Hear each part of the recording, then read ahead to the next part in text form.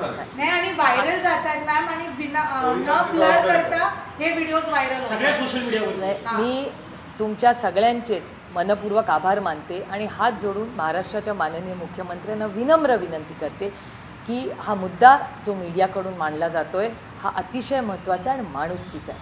मला असं वाटतं ज्या ज्या महिला आहेत त्यांचे फोटो त्यांची ओळख ही बाहेर कुठेही जाता कामा नये आणि कोणी ते पसरवत असेल तर माझी एक महिला म्हणून एक नागरिक म्हणून माझी महाराष्ट्राच्या माननीय मुख्यमंत्र्यांना विनम्र विनंती आहे की ह्याच्यावर तुम्ही ॲक्शन घेतली पाहिजे आणि कुठेतरी थांबलं पाहिजे.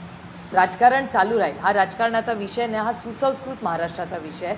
त्यामुळे ज्या ज्या पीडित महिला आहेत त्या पीडित महिलांची ओळख, त्यांचं नाव, त्यांचा चेहरा हा कुठेही बाहेर जाता कामा नये याची खबरदारी आपण सगळ्यांनी मिळून केली आहे. आणि महाराष्ट्राच्या माननीय मुख्यमंत्र्यांना आपण सगळे विनंती करूया की ह्याच्या बाबतीत त्यांनी स्ट्रॉंग ॲक्शन घ्यावी. आणि मीडियानेही ह्याच्यात जो अतिशय संवेदनशीलपणा दाखवला, मी प्रत्येक मीडियाचे आणि तुमच्या सगळ्यांचे जाहीर आभार मानते की तुम्ही ह्या पद्धतीने ह्या गोष्टीकडे बघता. ही खरंच कौतुकाची आणि मी आभारी आहे त्याच्यामुळे आपण माननीय मुख्यमंत्र्यांना विनंती करूया कारण का ह्या टेक्नॉलॉजीच्या जमान्यात कुठून काय झालेलं आहे याचा ही डबल एजेड स्वॉर्ड आहे. हा सगळ्यात सोशल मीडिया AI इतक्या गोष्टी होत आहेत त्यामुळे आता काही कळतच नाही खरं तो डेटा कुठला आहे, काय आहे, तो फज्ड आहे का खरा आहे. त्याच्यामुळे आपण महाराष्ट्राच्या माननीय मुख्यमंत्र्यांनी आत्तापर्यंत जे काम केले हे कौतुकास्पद आहे, आपण सगळ्यांनी कबूलच केलं पाहिजे. तिथून पुढे जाताना त्याच्याबद्दल संवेदनशीलपणा पोलिसांनी आणि यंत्रणेने आणि सरकारने दाखवावं एवढीच आपली अपेक्षा आहे. जेव्हा अत्याचार होतात तेव्हा त्यांना एक मानसिक आधाराची गरज असते, त्याचबरोबर वेगवेगळ्या ट्रीटमेंट यांच्यावरती होणं गरजेचं असतं कारण मोठा मानसिक आघात असतो. आता व्हिडिओ बाहेर पडल्यानंतर एक मोठा मानसिक आघात होतो. लोक आपण जर पाहिलं गेलं तर अध्यक्षांचं पद, महिला अध्यक्षांचं ते पद खाली आहे. मग आधार कोण दिला जातोय का, सरकारकडे काही मदत दिली जाते का? नाही, ते बघा यंत्रणा तर चालूच राहते.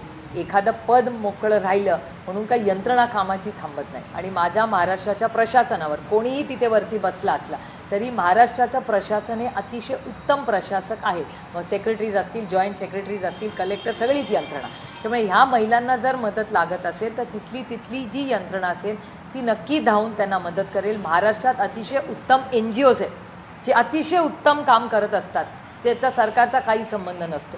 अशा खूप चांगल्या NGOs आहेत ज्या चांगलं काम करतात. त्यामुळे मला त्या यंत्रणेवर पूर्ण विश्वास आहे. पण आपण महाराष्ट्राच्या माननीय मुख्यमंत्र्यांना मी आधी म्हणले तसं मी रिपीट करते की महाराष्ट्राच्या माननीय मुख्यमंत्र्यांना विनम्र विनंती करूया की एखादा बलात्कार झाल्यावर कसा त्याच्यावर स्ट्रिक्ट ॲक्शन घेतली जाते की ह्याची आयडेंटिटी, नाव, चेहरा हे काही बाहेर येता कामा नये.